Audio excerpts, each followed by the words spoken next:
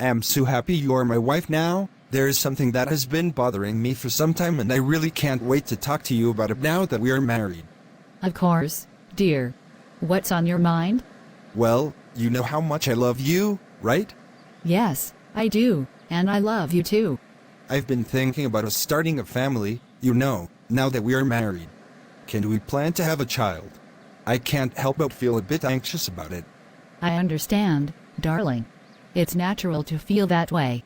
But don't you think we'd be rushing things? We have our whole lives ahead of us. I know, but I can't help but dream about it, I see myself holding our son and doing so many great things with him. Well, it would be lovely to have a child, regardless of their gender, don't you think? I know you've always talked about wanting a son. But, remember, we can't control the gender of the baby. Of course, but a son would be so much fun. What are girls good for? All you can do is dress them up and marry them off. Apart from that, they are useless. But a boy? We could do all those father-son things together, like camping and fishing. I understand your excitement, but let's not get too fixated on the gender. What matters most is a healthy, happy baby, no matter if it's a boy or a girl. Sweetie, we can do those things with a daughter too. The gender shouldn't determine our bond with our child. You're right, and I know that deep down. I just can't help but dream about playing catch and teaching our little one all the things I learned when I was a boy. I got carried away with my dreams. Please forgive me. Let's leave it to fate and be grateful for whichever child we are blessed with. Welcome home, dear. How was work? Work was okay, I'm just a little bit stressed out. What could the problem be? You got the long-awaited promotion and relocated to that spacious second-floor office. Am I missing something? Well, I can't help but wonder why we haven't been able to get pregnant yet. Is that the reason for the long face? But we've only been trying for a few months. It can take some time, Are you trying to call me petty? But it seems like everyone around us is having kids, and I can't help but feel like we're falling behind. Seriously, Richard? Is it a competition? I feel the pressure too, but we shouldn't compare ourselves to others. Everyone's journey is different, and we have no reason to believe there is something wrong just yet. What do you mean by that? What kind of woman are you if you can't have a baby for me? Are you not a woman like the ones getting pregnant? Enough of these. I'm not the one who gives babies. Why can't you wait for God's timing? At times I wonder what you go to do in church if you cannot understand the verse Psalms 127:3, which says that children are a gift from the Lord. They are a reward from Him. I can't take such insults from you. Let me go and freshen up. Mom, I need to talk to you. Come on, son. What is it? Why are you so worked up? It's about Samantha and me. It's been a while since we got married, and we still haven't been able to have a baby. I think it might be Samantha's fault that she can't get pregnant. Oh, dear. I'm sorry to hear that you were going through this, but it's essential not to jump to conclusions or place blame. By the way, you've only been married a few months, and it's not always the woman's fault. Have you both seen a doctor about this issue? No, not yet. I thought it might be best to talk to you first. It's good that you were discussing this, but the next step should be seeking medical advice. Remember, son, the most important thing is to be there for each other, no matter what the outcome. I'm here for both of you as well, for any support you might need. You're right, Mom. I shouldn't have accused Samantha like that.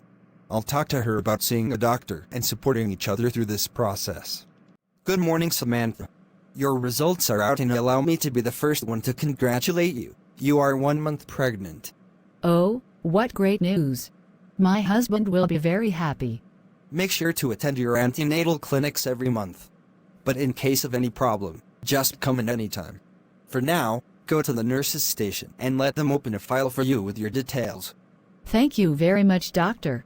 This is the best news ever. I won't forget to attend my clinics. See you again next month. Honey, guess what I want to tell you? I'm so happy. Stop it, Samantha. I've had such a long day at work. Just spill it out and stop acting like a small girl. We are 1 month pregnant. This calls for a celebration, right, honey? I hope it's a boy. That will make me very happy. Your wife's pregnancy is going well, and the future mom is perfectly fine. Thank you. Any other news, like the gender of the baby? Even better, you're expecting twins. A boy and a girl. Isn't that wonderful? Great. I wish they were both boys, but I'm not complaining. At least I still get to have a son. I'm inquiring about my wife, Samantha. She went into labor. Congratulations, sir. Your wife gave birth to 2 beautiful children, a boy and a girl. But the girl developed some complications and was transferred to the ICU. You can go to ward number 3, first floor, and see your wife. The boy is in the nursery. I passed by the nursery to see my son. He's so handsome. Did you got to see our daughter in ICU? Don't tell me you didn't. Please, Samantha, don't spoil the mood. Thank God my boy is okay. How can you say that? We might lose our daughter and that's all you can say? Would you rather we lose our son? I really don't care what happens to her as long as I have my son by my side. Mom, we were asked to go with our parents to school tomorrow for the class meeting. When I told Dad, he said I should ask you to come. He doesn't like doing anything with me, but whenever my brother asks him, he'll never say no. Why doesn't he love me? Your father loves you very much, okay? He just doesn't know how to express his love, dear. Daddy, this was the best football match I've ever watched. The players were on fire. I can't wait for the finals. I like it when you are happy. We'll do this and many more as you grow. By the way, your birthday is coming up. I'm going to throw you a big party for you with your favorite band playing and even invite my staff members. You're the best daddy in the whole world. I can't wait for Monday to give out the invitation cards. Daddy, our birthday is coming up soon. Are you going to throw a party for my brother and I? I'm so excited to invite my friends from school. Stop it, Valerie. Who said anything about parties? Use your time wisely by helping your mother in the house learning household chores. But Daddy, Alex said you're throwing a big party. You are even inviting your staff members. Exactly. I'm throwing a party for your brother. I don't have enough money for 2 parties, and anyway, nobody even cares that Alex has a sister. I can't believe this. We are both your children, and you should love us equally. You see the problem with you, crying for no reason. Get out of here. I have better things to do. Honey, did you call my son to inform him of my illness? We also need money for the surgery. I hope he sent you some. Oh, your son said he was busy and couldn't manage to come over. About the money, he cannot manage to send any since he's planning to buy the latest model car which is in the market and he cannot afford to spare any amount. But I called Valerie, she transferred the full amount and the surgery is scheduled for tomorrow. I'm so ashamed of the way I treated my daughter Valerie. I never had time for her, but she's always checking up on me, paying our bills and not complaining at all. Look at that, my useless son, whom I pampered all my life and invested all my money in, who doesn't care what happens to me. Hey, I've been really worried about Dad. His health has been deteriorating, and he needs medical treatment urgently. Yeah, I've heard about it, but I'm swamped with work, you know? And I've got my own bills to pay. I understand you're busy, but he's your father. He raised us, gave you everything, and now he's suffering. He needs you. Look, Valerie, I've got my own life to manage. I can't drop everything for this. Besides, I've got some big plans for the near future. And anyway, Dad used to work. Where did he take his savings? Big plans?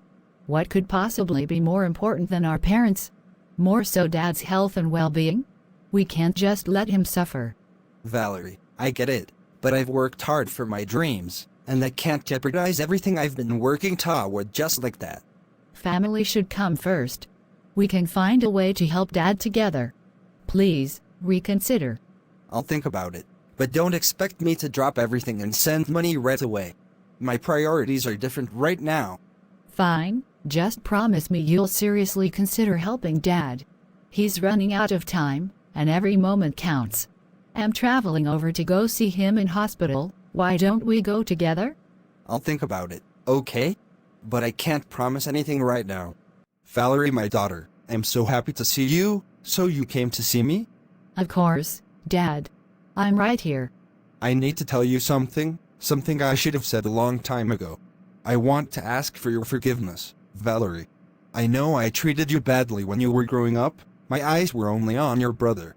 Dad, you don't have to. No, please. I need to say this. I let my own insecurities and biases cloud my judgment, and they didn't give you the love and attention you deserved. It's been tough, Dad, but I've forgiven you a long time ago. I just want you to get better. You're such a kind-hearted person, Valerie. You got it from your mom.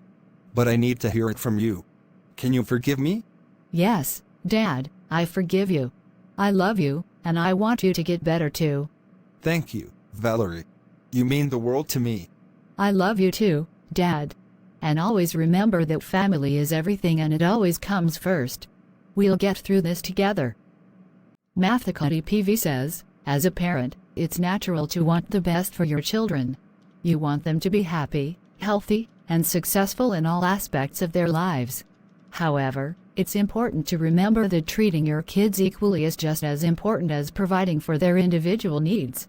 This can be achieved by give each child attention, avoid comparisons and celebrate differences. The Bible says in the book of Colossians 3:21 says, Fathers, do not provoke your children, lest they become discouraged. It is an instruction Paul gives: do not cause your children to become resentful. The idea is that of stirring up or causing problems for your child. Unfairness and aggression, in particular, are to be avoided. Fathers are not to be problem makers for their children, but rather providers and examples for their sons and daughters.